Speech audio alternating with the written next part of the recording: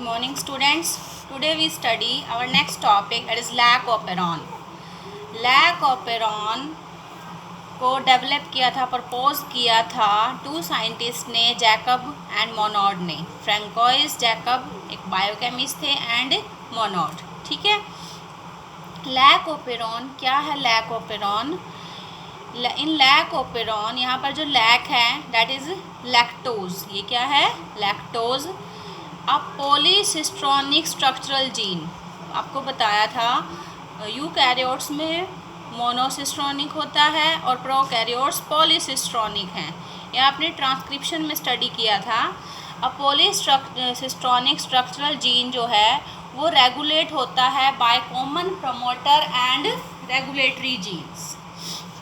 Polycistronic structural gene को regulate किया जाता है by common promoter and regulatory genes. इसको करते हैं. ये अरेंजमेंट बहुत कॉमन है बैक्टीरिया में और इसको कहते हैं ओपेरॉन. तो कुछ डिफरेंट टाइप्स के ओपेरॉन भी हैं, that is lac operon, trp operon, ara operon, his operon, val operon. आपके सिलेबस में है ओनली लैक ओपेरॉन. ठीक है. लैक ओपेरॉन की जो अरेंजमेंट है वो एक स्पेसिफिक है, जो जहाँ पर जीन प्रेजेंट है वहीं पर हम उसको शो करते हैं. Lac operon consist of one regulatory gene that is I gene. ये रेगुलेटरी जीन है. यहाँ पर आई का मतलब इंड्यूसर नहीं है. ठीक है. ये है रेगुलेटरी जीन जो रेगुलेट करेगा प्रोसेस को. ये इनहिबिटर से लिया, rather it is derived from the word inhibitor. और 3 स्ट्रक्चरल जीन्स हैं इसमें, Z, Y and A. I gene जो है ये कोड करता है रिप्रेसर को, repressor of the lac operon. जो जेड जीन है वो कोड करता है बीटा ग्लैक्टोसाइडेज को, जो रेस्पॉन्सिबल है. Beta galactosidase is responsible for the hydrolysis of the disaccharide. कौन सी डाइसैकेराइड? लैक्टोज की. किस में? उसकी monomeric units that is galactose and glucose. और जो वाई जीन है ये कोड करता है परमिएज के लिए, जो इंक्रीज करता है सेल की परमिएबिलिटी. किसके लिए? To beta galactosides. सेल की परमिएबिलिटी को बढ़ाता है टू बीटा ग्लैक्टोसाइड्स. जो ए जीन है ये एनकोड करता है ट्रांस एसिटाइलेज को. ठीक है. तो जो ये तीनों जीन्स हैं लैक ओपेरॉन के, ये तीनों चाहिए for the metabolism of the lactose. ठीक है. इन अदर ओपेरॉन जो जीन्स प्रेजेंट हैं, ओपेरॉन में जो जीन्स होते हैं वो सभी चाहिए together to form the same और रिलेटेड मेटाबॉलिक पाथवेज. ये देखो, ये है इस तरह से लैक ओपेरॉन की अरेंजमेंट, दैट इज PIPOZYA. इसको इसी फॉर्म में हम राइट करते हैं PIPOZYA. आई क्या है यहाँ पर? आई यहाँ पर है, जो आई जीन है ये कोड करता है रिप्रेसर को. अब यहाँ पर इंड्यूसर क्या है? अब 2 केस हम इसमें स्टडी करते हैं, in the absence of inducer और in the presence of inducer. पहले इसको हम रीड करेंगे, फिर डायग्राम से ये बिल्कुल क्लियर हो जाएगा आपको. Lactose is the substrate.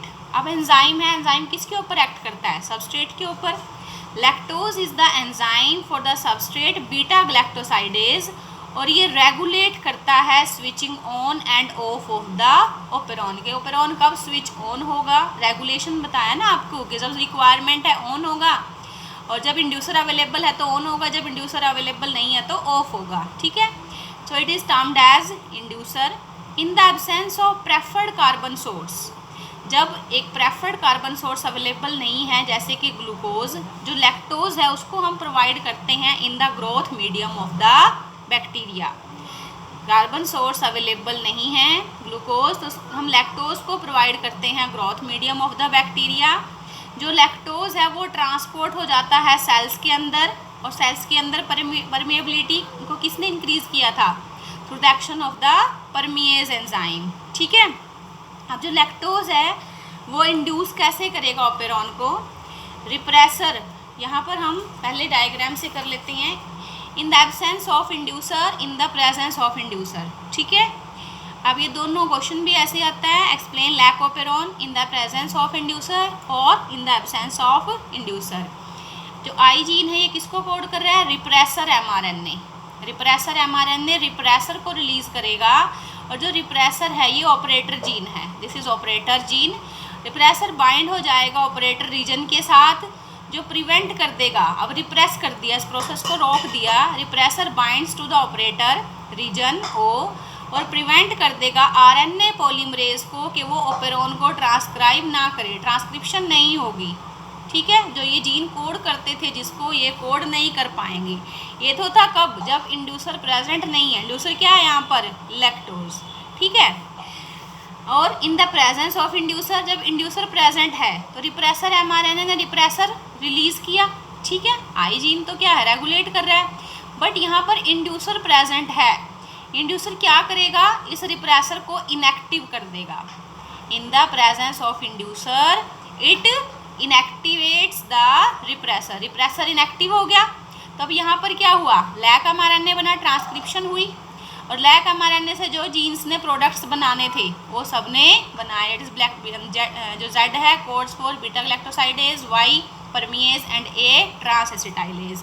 तो ट्रांसलेशन हुई, ट्रांसक्रिप्शन भी हुई और ट्रांसलेशन भी हुई। ये कब होगी, in the presence of inducer. ठीक है, तो दोनों कंडीशंस आ गई, in the absence of inducer और in the presence of inducer. ये हम स्टडी कर लेते हैं। Repressor of the operon synthesized from the I gene से सिंथेसाइज किया। रिप्रेसर प्रोटीन बाइंड हो गया ऑपरेटर रीजन के साथ, प्रिवेंट कर दिया आरएनए पॉलीमरेज को कि वो ओपेरॉन को ट्रांसक्राइब ना करे। ठीक है, इन द प्रेजेंस ऑफ इंड्यूसर, जैसे कि लैक्टोज और एलोलैक्टोज, ये इंड्यूसर हैं।